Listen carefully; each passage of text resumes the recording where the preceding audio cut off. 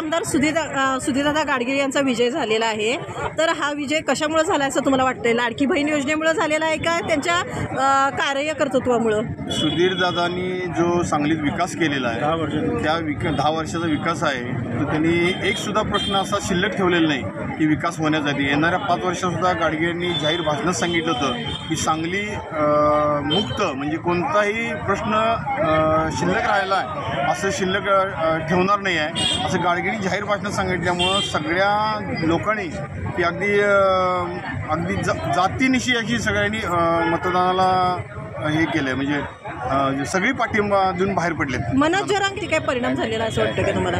मुळात सांगतो तुम्हाला, मनोज जरांगे पाटलांचा पश्चिम महाराष्ट्रामध्ये कुठलाही इफेक्ट नाही आहे, ना लोकसभेला ना विधानसभेला.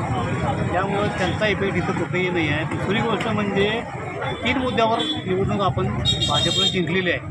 एक म्हणजे सुधीरदादांचं 5 वर्षातलं काम प्रत्येक ग्रामीण भागामध्ये किंवा शहरी भागामध्ये दादांनी जे काम केलं, वरनं ज्या योजना आणल्या त्या सक्सेसफुली राबवल्या गेल्या ते एक आहे. दुसरी गोष्ट म्हणजे लाडकी बहीण योजना सगळ्या बहिणींनी म्हणजे महिला वर्गानं भरपूर पाठिंबा दिलेला आहे. आणि तिसरी गोष्ट म्हणजे हिंदू सगळा एक झाला.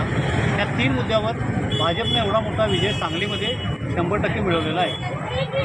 जयश्रीदेवी पाटील आणि पृथ्वीराज बाबा पाटील यांच्यामध्ये मताची विभागणी झालेली आहे, त्यामुळं सुधीरदादा गाडगीळ यांची आघाडी होती असे वाटते का तुम्हाला? असं काही नाही, जरी एकाच एक लढत झाली असती तरी किमान 20,000नं सुधीरदादा निवडून आले असते, ही आम्हाला खात्री आहे. पण सांगलीच्या जनतेनेच ही इलेक्शन हातात घेतल्यामुळं की सुधीरदादांचा वन साईड हे होणारच होता. जरी दोन्ही उमेदवार जरी काँग्रेसचे एकत्र असले तरीसुद्धा विजय हा आमचा पक्काच होता, हे आम्हाला खात्री होती.